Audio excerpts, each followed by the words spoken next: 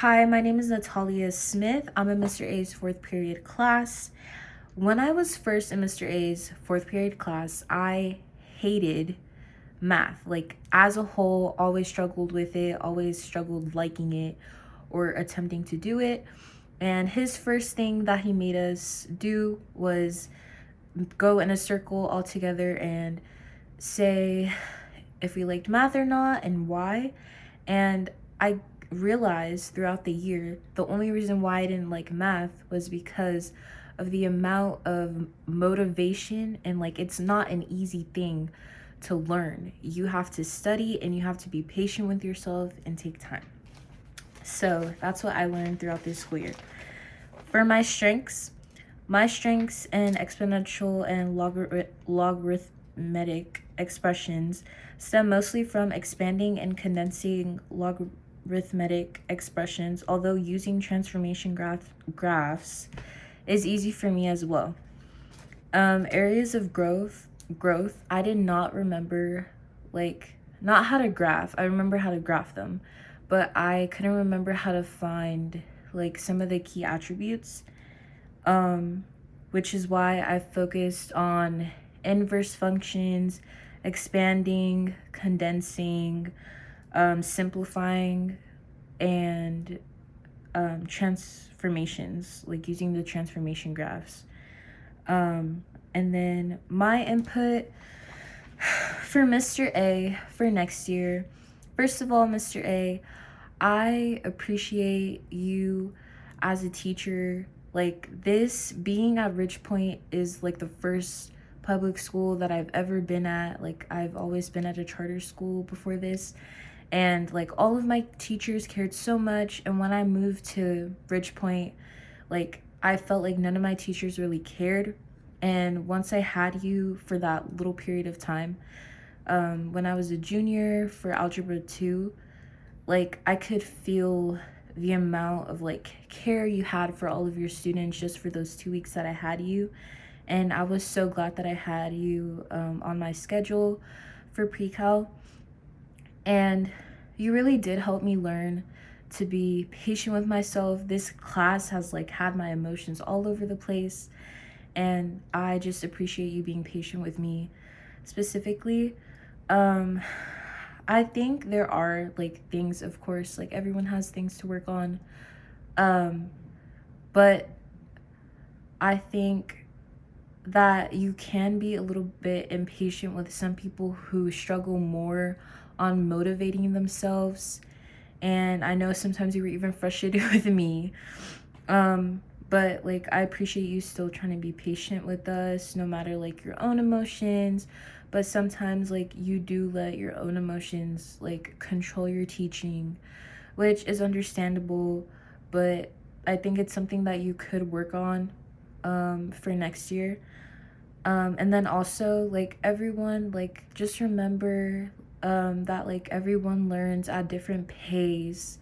Some people like it might take them or take up more of your time and like explanation to get them to understand the different topics that come with pre-cal. And then I was thinking also, you could put like the students in groups, like mix them up in groups of people based on like different understanding. So like they're at mastery, or they're approaching mastery, or they're just like they're struggling, they're not doing very well, but like mixing all of those people together so they can help each other.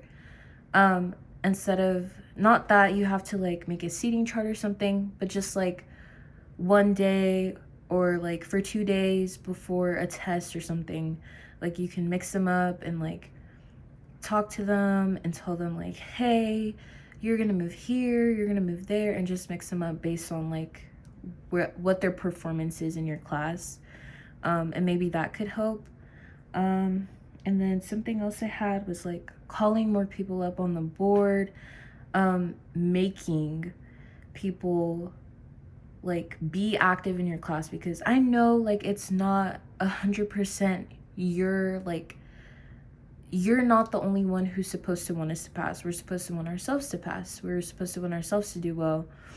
But that's not always the case. Some people need more push. They might not have support at home.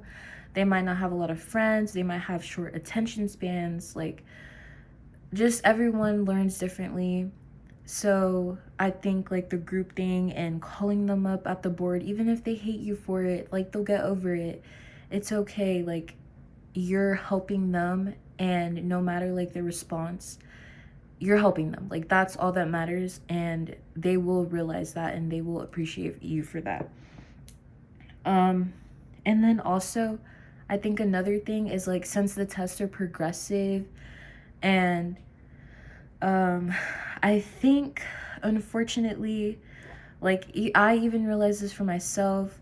Like, the only way I would do delta math is if it's for a grade, and I feel like you should make that a thing permanently, that it should be a grade, because it's the only way that I would do it, honestly. I mean, sometimes I would maybe like look over them, but I wouldn't really like do anything. But yes, I think you should make them a grade, a major grade, along with the homework. Not a major grade, sorry.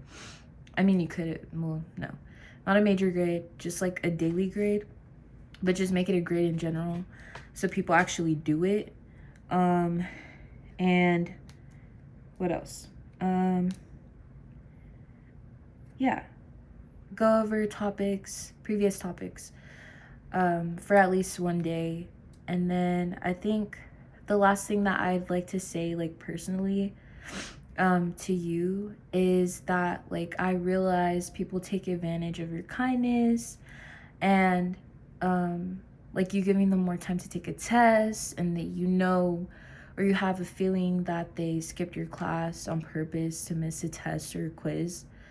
Like, you've also been saying this recently, like, I think you should stop doing that so often, because that's not really helpful to them, because they need to understand that like, you can still be a sweet teacher, but I think that you need to be more stern, because you need them to know that you care, but you also need them to know that you're serious, because then that's when people start taking advantage of you, and you don't deserve that. So, but yeah, thank you for this great, amazing last year, and I will always appreciate you.